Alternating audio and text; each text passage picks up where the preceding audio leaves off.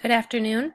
My name is Jenna Lugo, and I am here to discuss recruiting employees to be a part of our team to recommend a new performance evaluation system.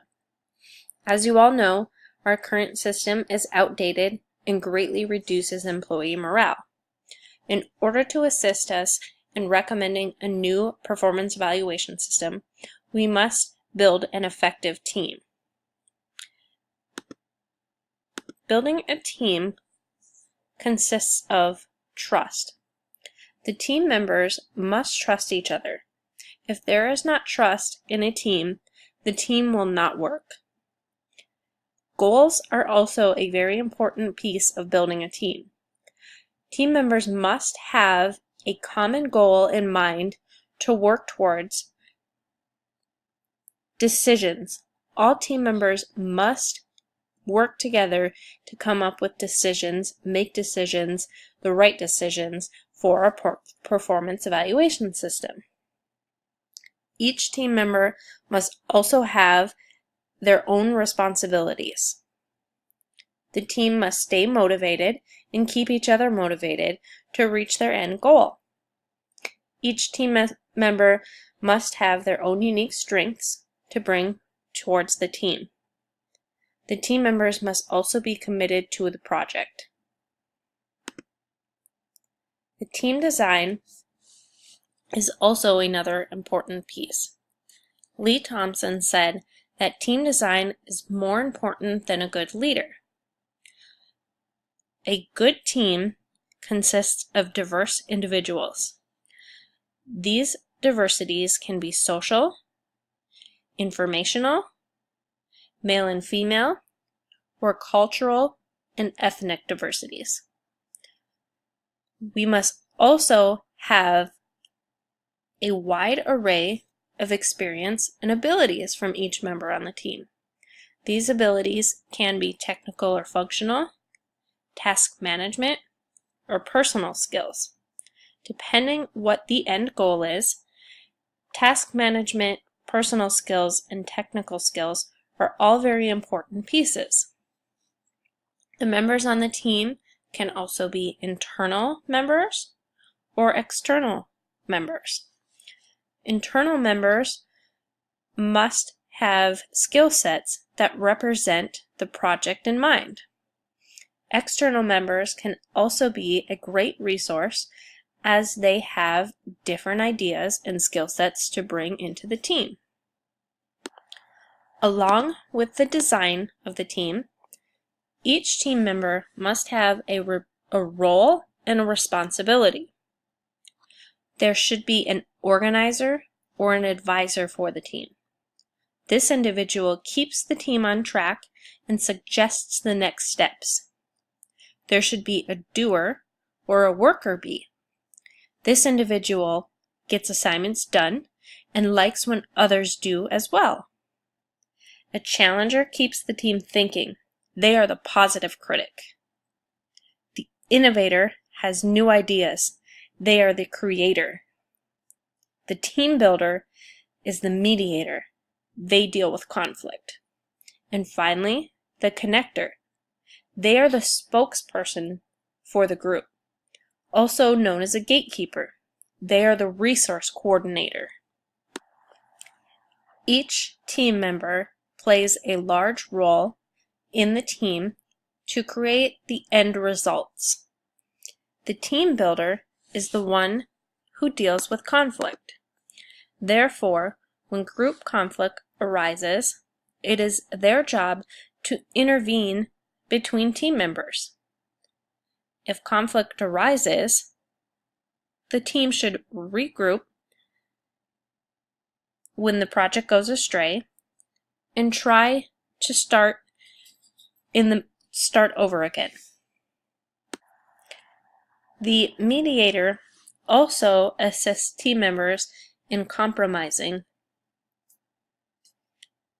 Team success involves collaboration to combine the skills of each team member. By combining everybody's skills, you can obtain the best results. It is also important for team members to support each other and praise their efforts and accomplishments. Team succession also involves feedback and periodic progress reviews. In addition to the team dynamics, teams must also be coached. There are different steps in coaching a team. Teams must stick to the facts. There are different functions of coaching. This can be education, educating the team members on what they are looking for. It can be motivating the employers, the team members, motivating them to reach their end goal. This can be done through rewards or praises. There's also consultation. Using external resources as consultants to the team can be very effective. Coaching also involves time. Some coaching should be done at the beginning of the project. If team members are unfamiliar with the assignment, it may be necessary to use coaching at the beginning. Sometimes coaching should be done in the middle of the project. If team members get stuck and don't know where to go, sometimes coaching, education, and motivation is necessary, while other times it's necessary at the end of the project to get employees motivated to finish the project. Now that we have discussed the steps of creating an effective team, I would like to discuss the selection of the team members. I am recommending that we use an HR manager, an HR representative, one male and one female manager, an employee with interpersonal skills, an employee with outside contacts. I'm recommending the HR manager because they know the procedures and the employee evaluation process. The HR representative understands employee relations. They know our current system and how future systems will impact the company. I am recommending 2 managers because they understand their employees, and they will also be the voice and representative for their employees. Managers are also the ones who perform the evaluations for their employees. I'm recommending a male and a female to get different perspectives. I'm recommending an employee with great interpersonal skills. An employee evaluation system is all about our employees. We should have an employee who knows how they feel when they receive feedback from their managers. Having someone with great interpersonal skills can work with our team and help direct them. Having an employee with outside contacts can also be a great resource for the team.